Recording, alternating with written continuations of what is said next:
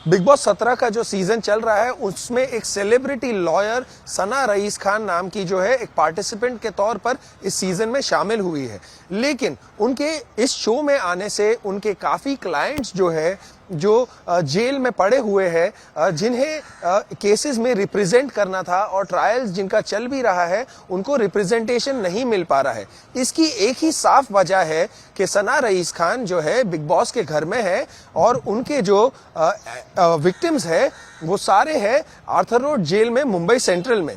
उसी दौरान हमारे साथ आज बात करेंगे सोशल एक्टिविस्ट और पहले रह चुके जर्नलिस्ट और एडवोकेट फ्लिन रिमेडियोस, जो खुद आर्थर रोड जेल में गए थे। वो काफी सारे अक्यूज से मिले जिनको बताया गया कि हमें सना रईस खान रिप्रेजेंट कर रही थी, लेकिन बिग बॉस में होने के नाते वो संपर्क में नहीं आ पा रही है और हमारे केस को नुकसान पहुंच रहा है। इसी केस को लेकर आज हम फ्लिन रिमेडियोस से बात करेंगे। सर, हम आपसे समझना चाहेंगे कि ये जो आप एक अक्यूज्ड की कहानी बता रहे हैं, ऐसे काफी सारे अक्यूज्ड और आए हैं, लेकिन आप इस अक्यूज्ड को कब और कहां मिले थे और इनकी कहानी क्या है? जी, देखिए, मैं एक पुराने केस में अरेस्ट हो गया था नवंबर के फर्स्ट हाफ में। टू बी एग्जैक्ट 9 नवंबर को मैं अरेस्ट हो गया था। पुराना केस था, मैं तारीख पे नहीं जा पाया कई कारणों की वजह से, और उसकी वजह से पुलिस ने आके मुझे अरेस्ट किया और I was remanded to judicial custody, magistrate custody remand किया गया था। और मुझे आर्थर रोड जेल या मुंबई सेंट्रल प्रिजन, जो ऑफिशियल नाम है मुंबई सेंट्रल प्रिजन, वहाँ पर मैं था। तकरीबन मैं 20-22 दिन के लिए वहाँ पर था, क्योंकि दिवाली की छुट्टी थी और 10 दिन सब के सब कोर्ट बंद थे, including the high court and other lower courts. तो उसकी वजह से मुझे कम से कम 20-22 दिन मुझे आर्थर रोड जेल में निकालना पड़ा। और I want to clarify, I am not a practising advocate. अब मैं वकालत नहीं कर रहा हूँ, but I was I'm a law student, I am a law graduate and I was also a law lecturer। तो बहुत सारे, जब ये बात जेल में मालूम पड़ा, बहुत सारे लोग मेरे पास आए। जब फ्री टाइम होता है तो मेरे पास उनके मैटर्स लेकर आए, और उसमें से कई मतलब approximately 6 to 7 people came to me. अब मुझे पता नहीं कितने और लोग होंगे, बिकॉज हम हर किसी से नहीं मिल सकते हैं। सिर्फ जो हमारा बैरक है, जैसे मैं बैरक नंबर 1 में था, तो बैरक नंबर 1, जिसको ऑल्सो बुड्ढा बैरक कहा जाता था पहले, अब वो बुड्ढा बैरक नहीं है, तो उसमें मुझे कम से कम 4 या 5 अंडर ट्रायल्स जो एक्यूज थे उसमें से मिले, जो सना खान के क्लाइंट्स हैं। और उसमें से एक एजुकेटेड लड़का था, 22-23 साल का था, जो पॉस्को और सेक्शन 376 आईपीसी का एक्यूज्ड है। अब उसने उसका पूरा स्टोरी दिखाया और बताया, मुझे समझाया, उसके पेपर्स दिखाए। और ये जो एक्यूज्ड है वो 18 महीने से 18 मंथ्स 18 महीने से जेल में है, आर्थर रोड जेल में है। उसको न्याय नहीं मिल रहा है। जब मैंने उसकी एविडेंस के पेपर्स और एक डीएनए रिपोर्ट है, फोरेंसिक रिपोर्ट, उस रिपोर्ट के मुताबिक उसको बेल मिलना चाहिए, बट ओनली बिकॉज जब मैंने उससे पूछा कि आप क्यों इतने टाइम से, आपका जो डीएनए रिपोर्ट है उसमें क्लियर कट बता रहा है कि यू आर नॉट, जो भी आपका क्राइम है, जिस क्राइम से आप एक्यूज्ड है, आप you are not responsible for that. तो उनका एक ही शब्द था, because my lawyer is in big Boss. तो आई वॉज रियली शॉक्ड। एक ये जो होता है प्रोफेशनल प्रोप्राइटरी का सवाल आता है, एथिक्स का सवाल आता है। I feel Sana Khan should have actually gone and should have appointed some other junior lawyers to take care of this case. 2 महीने से ये जो एक्यूज्ड है, जो हमारे देश में जो लॉ सिस्टम है, जुडिशियल सिस्टम है, every accused is suppose to be innocent. जब तक ट्रायल खत्म नहीं होता है, जब तक उसको कोई भी कोर्ट उसको कन्विक्ट नहीं करता है, तो 18 महीने से और अब 2-2.5 महीने से वो आर्थर रोड जेल में, उसको बेल जबकि मिलना चाहिए था। जैसे डीएनए रिपोर्ट आ गया बाहर, तो उसको 2 दिन में बेल मिलना चाहिए था। सर, तो क्या आप कह रहे हैं कि जो आपके अक्यूज जिनके डीएनए रिपोर्ट्स भी क्लीन आए, उनकी इन्वॉल्वमेंट नहीं आया, उसके बावजूद उन पर 376 का चार्ज और चाइल्ड सेक्सुअल अब्यूज के जो सेक्शंस है पॉक्सो एक्ट के तहत, वो लगे हुए, लेकिन क्लियर होने के बावजूद भी उनकी बेल के लिए आर्ग्यूमेंट्स नहीं हो पा रही है और ट्रायल्स में इसीलिए एडवोकेट नहीं जा पा रही है क्योंकि वो बिग बॉस के घर में, आप ऐसा कहना चाह रहे हैं? जी बिल्कुल। क्या होता है कि जब एडवोकेट नहीं होता है, जो एडवोकेट ऑन रिकॉर्ड है या जो कभी सीनियर काउंसिल माना जाता है, एडवोकेट जब नहीं होता है तो जूनियर्स जो जाते हैं वो सिर्फ जाकर तारीख लेते हैं और मैटर एडजर्न हो जाता है, क्योंकि जूनियर्स केस नहीं चलाना चाहते हैं।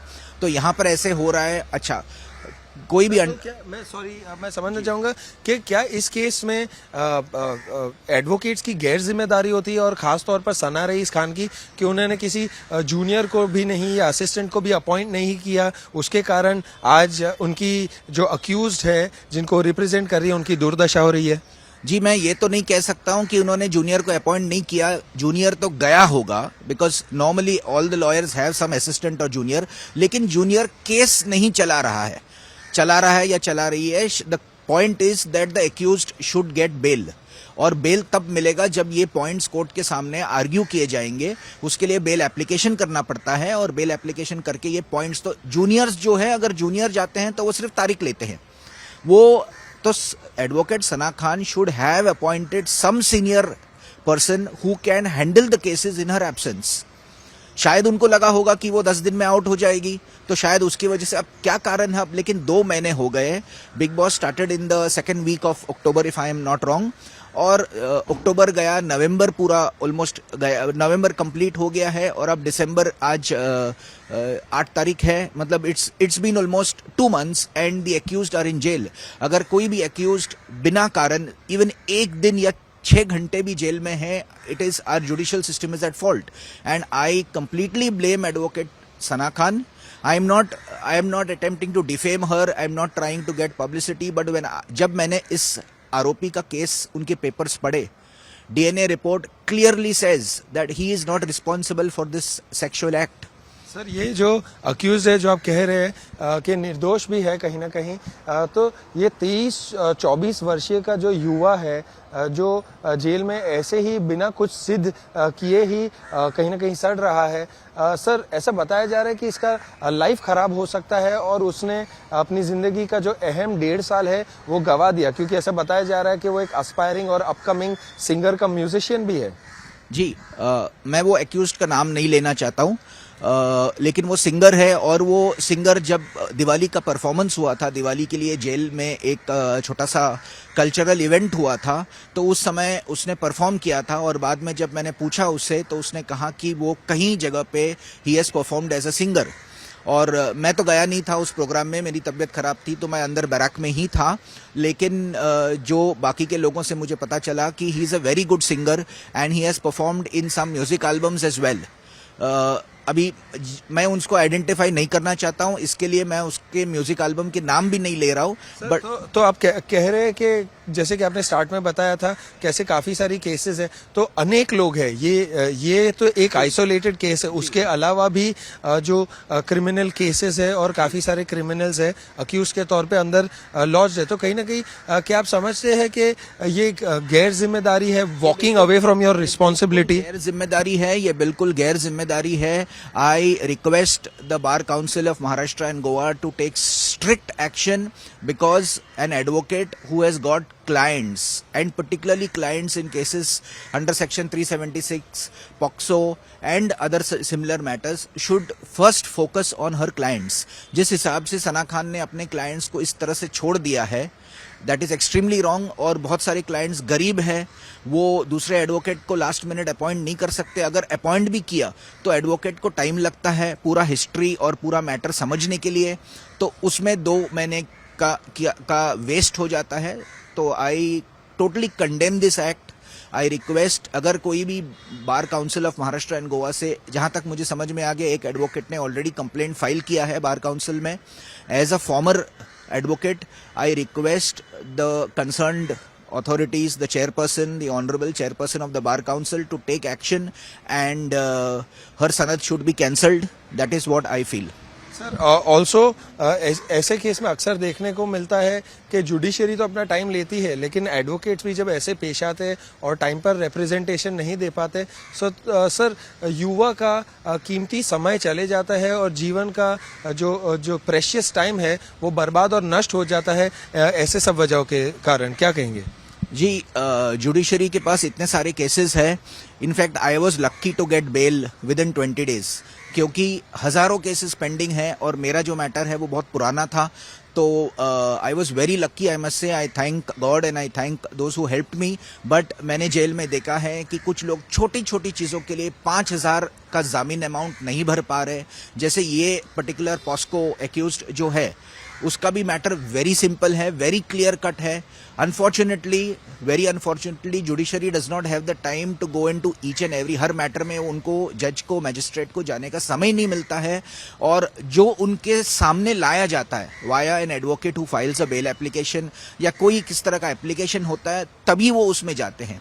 बट प्रोएक्टिवली खुद अपने आप वो जा नहीं पाते हैं, और उसकी वजह से बहुत सारे हजारों क्रिमिनल्स, जो क्रिमिनल्स नहीं बोल सकते, अंडर ट्रायल्स है, क्योंकि they are not criminals unless convicted.